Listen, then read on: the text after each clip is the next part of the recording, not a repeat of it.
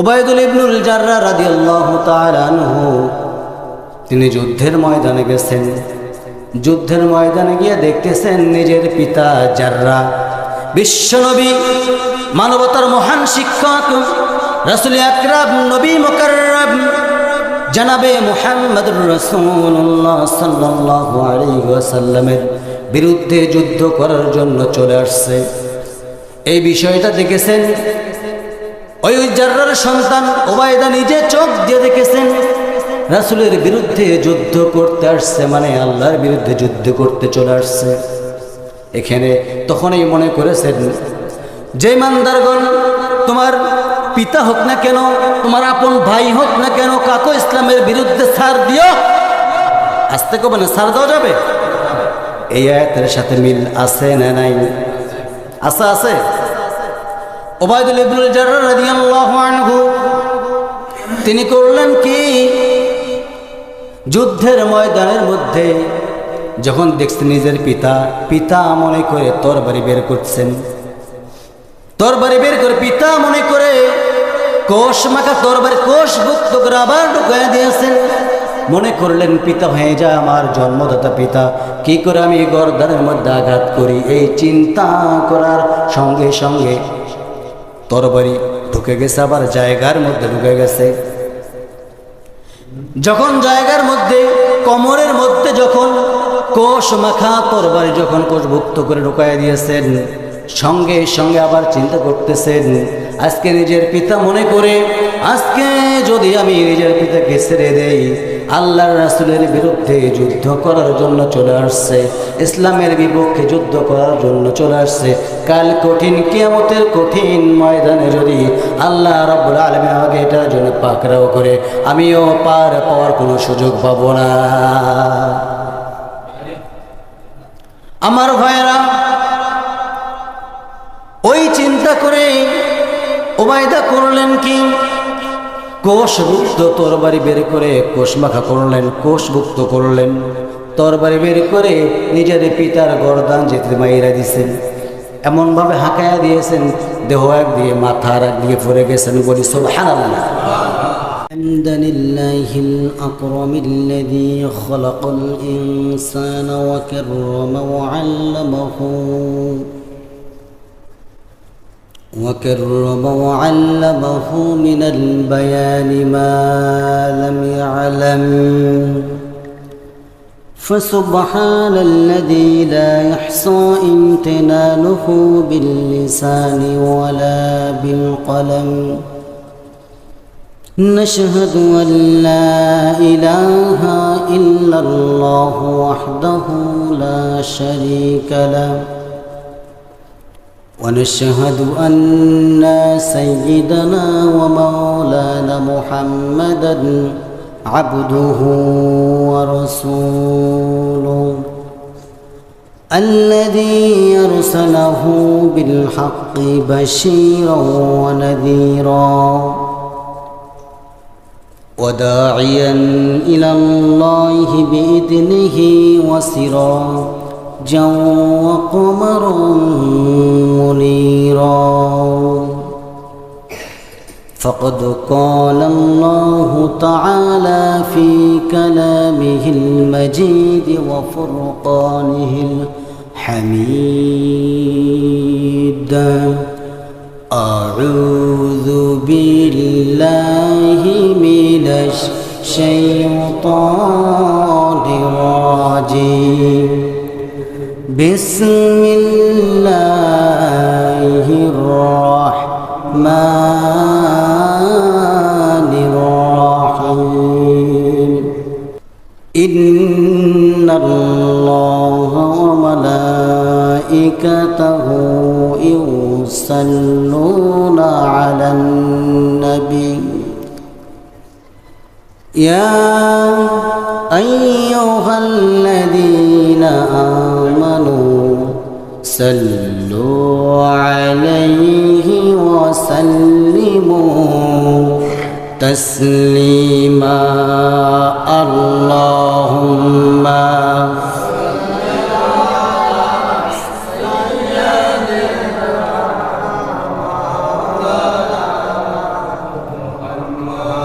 وعلى آله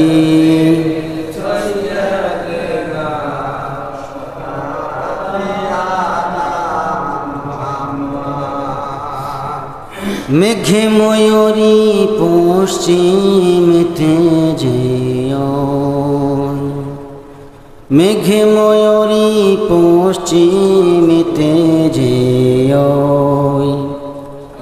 আমার সালাম নবীর দেশে দিও, রওজা জিয়ারতের আশায়, রওজা জিয়ারতের আশায়, প্রিয়াসী অন্তর,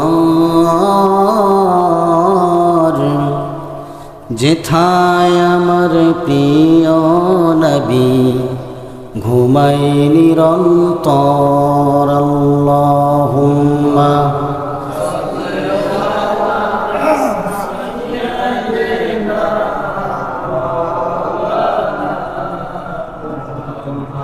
وعلى آله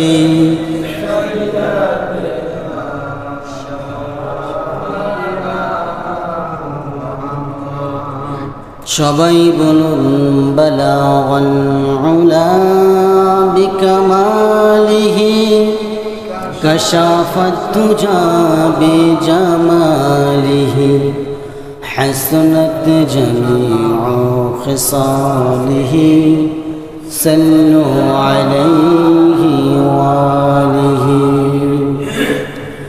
আরবের বুকে মক্কার পরে যেথায় মা আমিনার ঘর, খোদার রহমতে কাউসার হয়ে ঝরসে বারংবার বালাগাল উলা বিকামালিহি কাশাফাত তুজা বিজামালিহি হাসনাত জামিউ খিসালিহি সাল্লু আলাইহি ওয়ালিহি।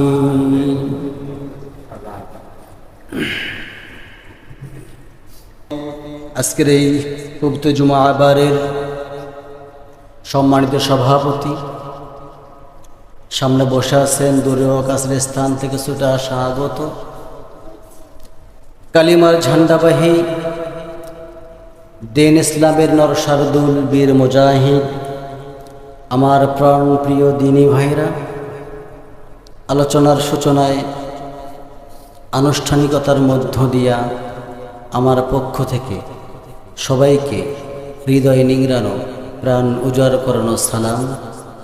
আসসালামু আলাইকুম ওয়া রাহমাতুল্লাহি ওয়া বারাকাতুহু।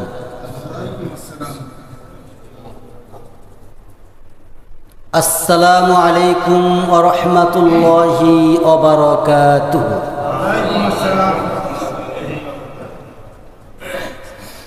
আপনারা সবাই কেমন আছেন? আমি খুব ভালো আছি আপনাদের দোয়ায়। তো সালামের আওয়াজ প্রথমে যেভাবে হয়েছে, মানে খাওয়া দাওয়া হয়নি, ঠিক কিনা বলেন? মুসলমানদের সালামের আওয়াজ কেমন হওয়ার কথা? জোরে, ঠিক কিনা? হ্যাঁ, কি বলতে হবে? জোরে বলতে হবে। প্রথম সালামের আওয়াজেই নেই। সবার মন ঠিক আছে তো? আর কি লোক আসতে থাকবে এভাবে? কি ফজর পর্যন্ত? আগামীকাল ফজর পর্যন্ত, ইয়া হাত্তা মাতলাইল ফজর পর্যন্ত চলুক নাকি? ভালো। সম্মানিত উপস্থিতি, আজকে যুবকেরা কোথায়? যুবকেরা তো নাই। আসুন, আমি কানগুলো একটু খরগোশের মতন খাড়া করেন, ভালো করে শোনার চেষ্টা করেন। ওয়াজ কিন্তু 2 ঘন্টা করলেই যে 3 ঘন্টা করলেই অনেক কিছু শেখা যায় তা কিন্তু নয়। ইয়াইদুকুম লাআল্লাকুম তাযাক্কারুন। আল্লাহ সুবহানাহু ওয়া তাআলা নিজেই ওয়াজ করেন। আমাকে যদি বলতে দেন আমি বলতে পারবো, সুবহানাকা লা ইলমা লানা ইল্লা মা আল্লামতানা ইন্নাকা আনতাল আলিমুল হাকিম। আমার ভিতরে কোনো ইলম নেই, কোনো ইলম নেই, ইলম শূন্যবিহীন একজন মানুষ আমি। কিন্তু এই জায়গায় যে আল্লাহ রাব্বুল আলামিন আমাকে বসাইলেন, সেই আল্লাহর দরবার শুকরিয়া আদায় করবেন না? সবে একটা জোরালো কণ্ঠে বলি আলহামদুলিল্লাহ। খুশি হলো কে? আল্লাহ খুশি হয়েছে। তাহলে আমি কোরআনে কারীম থেকে সূরা তওবা আয়াত নাম্বার 23, এই সূরা তওবার 23 নম্বর আয়াত থেকে একটা আয়াত দয় আমি তেলাওয়াত করেছি, যেখানে আল্লাহ রাব্বুল আলামিন বলেছেন, হে ঈমানদারগণ, তোমাদের বাপ ও ভাইরাও যদি ঈমানের উপর কুফরিকে প্রাধান্য দেয়, তাদেরকে তোমরা বন্ধুরূপে গ্রহণ করো না। তোমাদের মধ্য থেকে যারা তাদেরকে বন্ধুরূপে গ্রহণ করবে তারাই জালেম। কথাটা কি মোল্লার না আল্লাহর? ভাই জোরে কন, আল্লাহর কথা। তাহলে গতকাল থেকে তো মনে হয় পূজা মণ্ডপ চলে গেছে, ঠিক কিনা? মুসলমানদের জন্য পূজা দেখা কি, যা ওখানে যাওয়াটা কি? যাওয়া যাবে না, আপনি, আমি যাইতে নিষেধ করতেছি না আপনাকে। যা অনুষ্ঠান দেখা কি বলে কি, ওখানে যে খাওয়াটা দেয় ওরা, আগে আমরা শুনেছিলাম যেটা কি যেন খাবার দেয়, কড়া করি না, কড়া করি চালের মধ্যে কি কি যেন দেয়, যাই হোক যেটাই দেখ, এটা নিয়ে কড়াকড়ির মাঝে কারাগারি, ঠিক কিনা? এটা মনে হয় মান্না সালবাত নাকি বলে, বেহেশতের খাবার। মুসলমানের সন্তান হয়ে হিন্দু ভাইদের এই পুজো অনুষ্ঠানের মধ্যে যদি না যায়, এদের পেটের ভাত হজম হয় না। ভাই এটা কি বিশ্বাস করেন? মুসলমানদের হয় না, হিন্দুদের ঠিকই হয়। কিন্তু আমার কথা বুঝে যান। কেটে কেটে গেছিলেন? আপনি গেছিলেন? আপনি মুরব্বী মানুষটা যায় কি করবেন? এর আগে কিন্তু গত বছর বলছি, যার যার বাচ্চা আছে বান্ধা রাখবেন, করে দিন, যাইতে দেবেন না। আলহামদুলিল্লাহ, বান্ধা রাখবেন। তো ওখানে যাওয়া যাবে না, কারণ এখানে আল্লাহ তাআলা বলতেছেন, তোমাদের বাপ ও ভাইরাও যদি ইমানের উপর কুফরিকে প্রাধান্য দেয়, তাদেরকে তোমরা বন্ধুরূপে গ্রহণ করো না।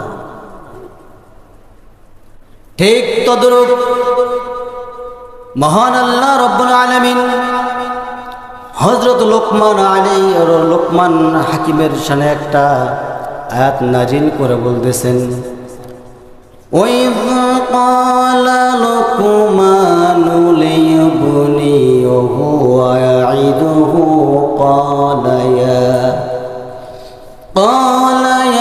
بُنَيَّ لَا تُشْرِكْ بِاللَّهِ إِنَّ الشِّرْكَ لَظُلْمٌ عَظِيمٌ। জোরে বলুন আল্লাহু আকবার। আল্লাহ রাব্বুল আলামিন লোকমানকে এত সুন্দর করে জানায়া দিয়েছেন, ও লোকমান, তুমি তোমার সন্তানকে ওসিয়ত করো। কিভাবে ওসিয়ত করবে? এইভাবে ওসিয়ত করবে, ক্বালা ইয়া বুনাইয়া লা তুশরিক বিল্লাহ। ও আমার কলিজার টুকরা সন্তান, আমরা সন্তানদেরকে যখন ডাক দেই, আদরের সন্তানকে যখন ডাক দেই, কি বলি? সোনা পাখি এই দিকায়, ময়না এই দিকায়, টিয়া পাখি এই দিকায়, বলি না? আদর করে ডাক দেই কি দেই না?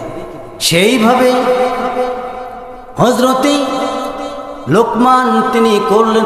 লোকমান কিন্তু নবী ছিলেন না, আবার বললেন না লোকমান একজন নবী ছিলেন। লোকমান কিন্তু নবী ছিলেন না, লোকমান হাকিম ছিলেন, খুব জ্ঞানী ছিলেন, খুব মেধাবী ছিলেন। সেই লোকমান আলাইহিস সালাম তিনি তার সন্তানকে বললেন, ক্বালা ইয়া বুনাইয়া, ও আমার কলিজার টুকরা সন্তানেরা, তোমাদেরকে আমি সুন্দর কথা বলতেছি, ভালো করে শোনো। কে শুনবে? তোমরা ভুল করে লা তুশরিকু বিল্লাহ, ভুল করেও যেন কখনো আল্লাহর সঙ্গে শরীক স্থাপন না করো। সুবহানাল্লাহ। সেই লোকমান আলাইহিস সালাম তার সন্তানকে যদি এই সুন্দরভাবে এত সুন্দরভাবে ওসিয়ত করতে পারেন, নসিহত করতে পারেন, আমার ভাইরা লোকমান আলাইহিস সালামের ঠোঁটগুলো কিন্তু মোটা মোটা ছিল, খাটো মানুষ ছিলেন, পাগুলো ফাটা ফাটা ছিল। সেই লোকমানের নামে কোরআন আল কারীমের মধ্যে আল্লাহ রাব্বুল আলামিন নিজে সূরা একটা নাজিল করে দিলেন, বলি সুবহানাল্লাহ। সেই লোকমান থেকে আমাদের শিক্ষা নেওয়ার দরকার আছে না নাই? আমরা সন্তানকে পাঠাইয়া দেব পূজা মণ্ডপের মধ্যে, বলেন পাঠাইয়া দেব, লোকমানের মতো কাজ করব। কি করব? ও আমার কলিজার টুকরা সন্তান, ওই জায়গার মধ্যে যাওয়া যাবে না, ওটা তো হিন্দু ভাইদের কাজ। আমাদের ঈদের মধ্যে তো হিন্দুরা আসে না, আমরা কেন ওখানে যাব? আমাদের শুক্রবারের দিন জুমার সালাত হয়, কোনো হিন্দুরা তো আমাদের শুক্রবার মসজিদের মধ্যে আসে না, আমরা কেন ওদের অনুষ্ঠানের মধ্যে যাব? সন্তানকে যদি আদর করে এইভাবে বোঝাইয়া দেই, সন্তান জীবনেও ওই পূজা মণ্ডপের মধ্যে যাবে না। যাবে? যাবে না। আমার ভাইয়েরা, আমার বন্ধুগণ, আমি বলছিলাম সূরা তওবা আয়াত নাম্বার 23 মধ্যে মহান রব্বুল আলামিন বলেন, ইয়া আইয়ুহাল্লাযীনা আমানু লা তাত্তাখিযু আবাকুম ওয়া ইখওয়ানাকুম আউলিয়া ইন ইসতাহাব্বুল কুফরা আলাল ঈমান ومن يتولهم منكم فأولئك هم الظالمون। জোরে বলুন আল্লাহু আকবার। যে ইমানদারগণ, তোমাদের বাপ ও ভাইরাও যদি ইমানের উপরে কুফরকে প্রাধান্য দেয়, তাদেরকে তোমরা বন্ধুরূপে গ্রহণ করবে না।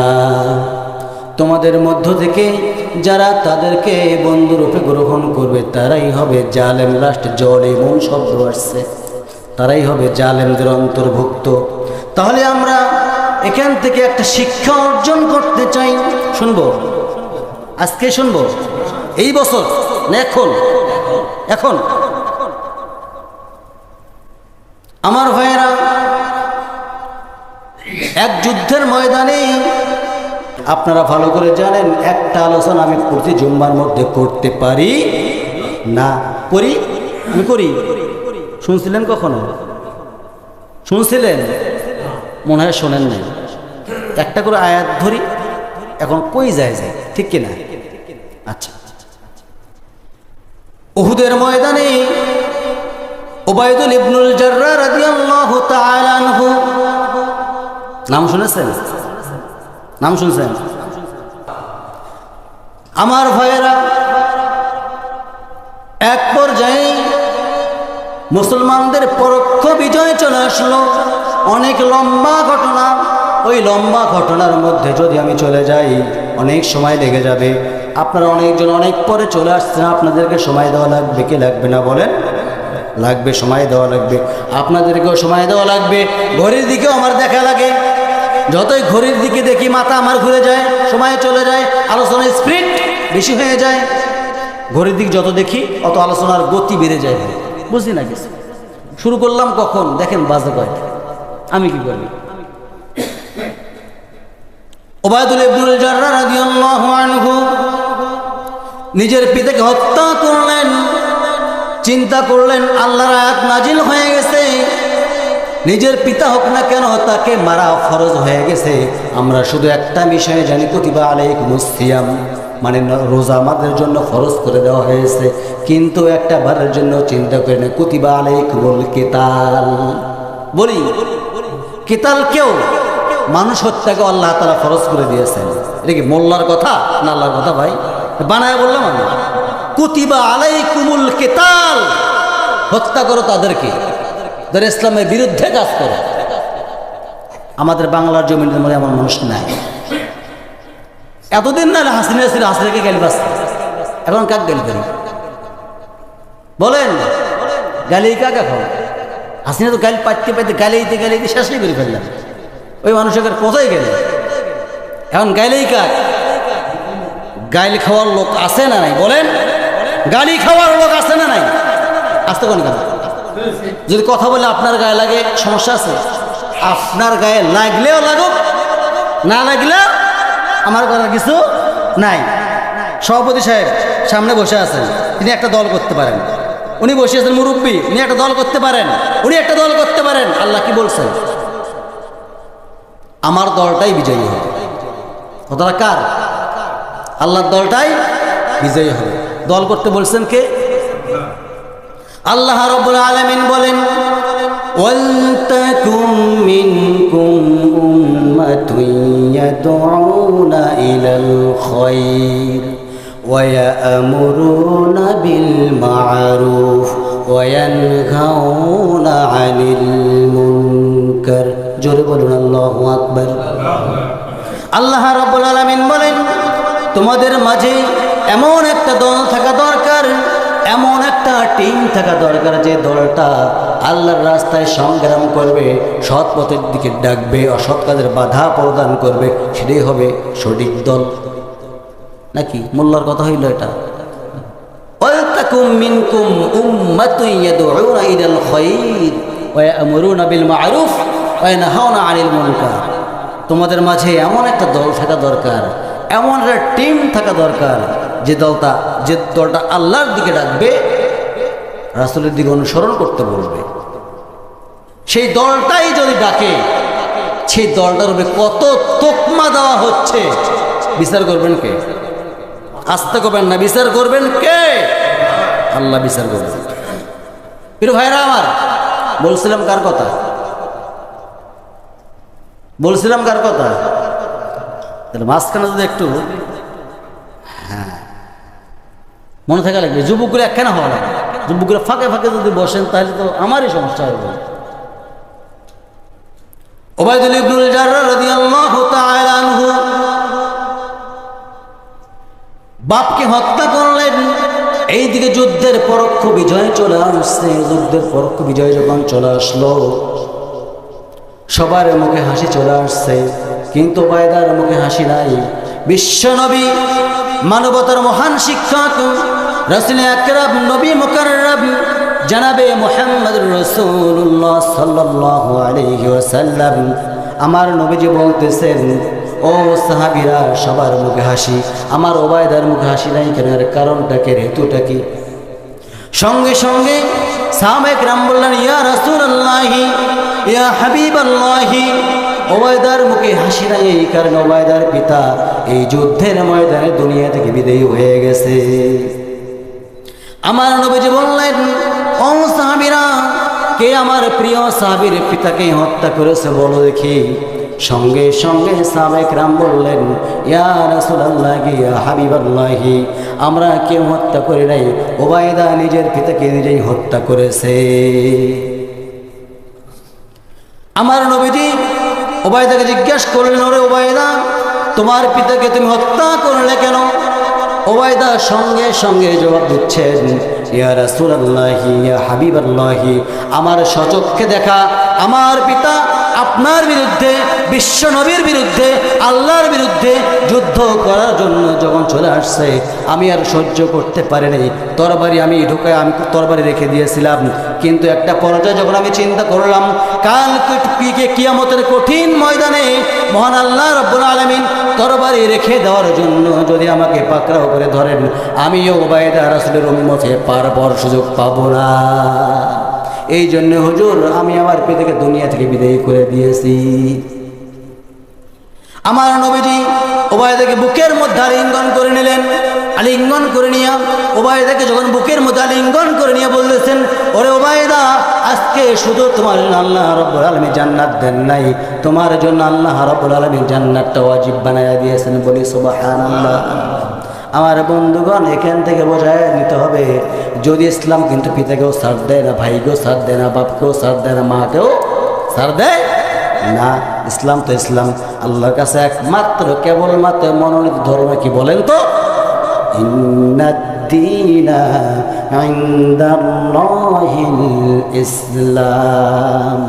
আমি আল্লাহ রাব্বুল আলামিন আমার কাছে উত্তম শ্রেষ্ঠ একমাত্র ধর্ম হচ্ছে ইসলাম। বলি সুবহানাল্লাহ। সেই ইসলাম বাদ দিয়া কার দিকে দৌড়াও তুমি? কোথায় তুমি দৌড়াও? কোন ইসলামের বিরুদ্ধে তুমি কথা বলো? কাল যখন আপনি কবরে চলে যাবেন, আপনাকে যখন প্রশ্ন করবে মান দিনু, তোমার দুনিয়াতে দল ছিল কি, কি বলবেন? হুক্কা মার্কা, কলকি মার্কা, নৌকা মার্কা, ধানাশিস মার্কা, জামায়াত মার্কা, দাড়িপাল্লা মার্কা, এগুলো বলবেন? বলতে হবে কি দিন ইয়াল? বলেন দিন ইয়াল। রাগ করতেছে? রাগ ধরার কথা কিন্তু না। দিন ইয়াল ইসলাম বলতে পারবেন তো? পারবেন তো?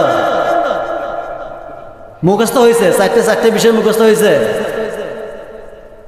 আর হবে না, তোমাদেরকে সময় দেওয়া যাবে না, কারণ যতই সময় দেবো অতই সময় চাইবেন। পরীক্ষায় ফেল, পরীক্ষায় ফেল। প্রিয় ভাইরা আমার, তাহলে ইসলাম মানতে গেলে শর্ত আরোপ করা যাবে। শর্ত বোঝেন? আংশিক মানা যাবে, আংশিক মানা যাবে না, এমনটা করলে হবে না। কি বলেন? চলবে? আফাতুমিনুনা বিবাদিল কিতাব ওয়া তাকফুরুনা বিবাদ। জোরে বলুন আল্লাহু আকবার। তোমরা কিতাবের কিছু অংশ মানবে, কিছু অংশ মানবে না, তা হবে না। মানলে পুরোপুরি মেনে নিতে হবে। কথাটা কার? আল্লাহর কথা। আমার বন্ধুগণ, যদি আপনার ওই কথাটা না মানেন, রাতের বেলায় মশারি লটকাইবেন, মশার দিন কিন্তু অর্ধেকটা মশারি লটকাইবেন আর অর্ধেকটা আপনি ফেলাইয়া রাখবেন। চলবে? শীত সামনে আসতেছে, অর্ধেকটা ল্যাপ গায়ের মধ্যে দেবেন আর অর্ধেকটা ফেলাইয়া রাখবেন। চলবে? আপনি যদি এইটা না মানতে পারেন, এইটা মানবেন কেমনে? একটাও দুনিয়াতে আপনি দুইটা করে বিষয় আল্লাহ তাআলা বলছেন, অখলিকুল ইনসানু দাঈফা। আমি আল্লাহ তাআলা প্রত্যেকটা জিনিস জোড়ায় জোড়ায় সৃষ্টি করেছি। তাহলে আপনি জোড়া ছাড়া আপনি কি অন্যদিকে যাইতে পারবেন? ল্যাপ ঠোসক, স্বামী স্ত্রী, ডান বাম, সামন পিছন, আছে না? নাই? সব কিছুই জোড়ায় জোড়ায়। তাহলে মানতে গেলে পরিপূর্ণ মেনে নিতে হবে। আজকে মানতেছি শুক্রবার, আজকে শুক্রবার বিধায় আজকে আমার কথাগুলো শুনতেছি। গতকাল যখন পূজা মণ্ডপের হিন্দু ভাইয়েরা আমাদের মা দুর্গার 10 খান হাত নিয়ে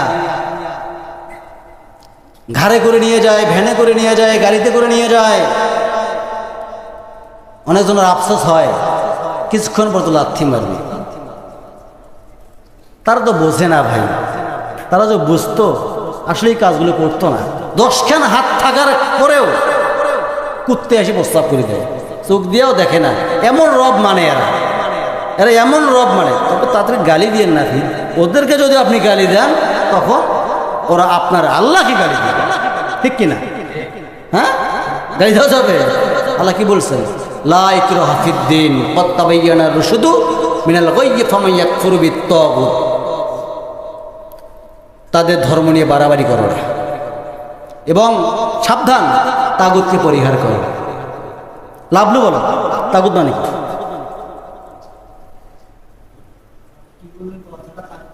তাগুত মানে কি? আমি কি বলছি পরে বুঝে আসবে। হ্যাঁ,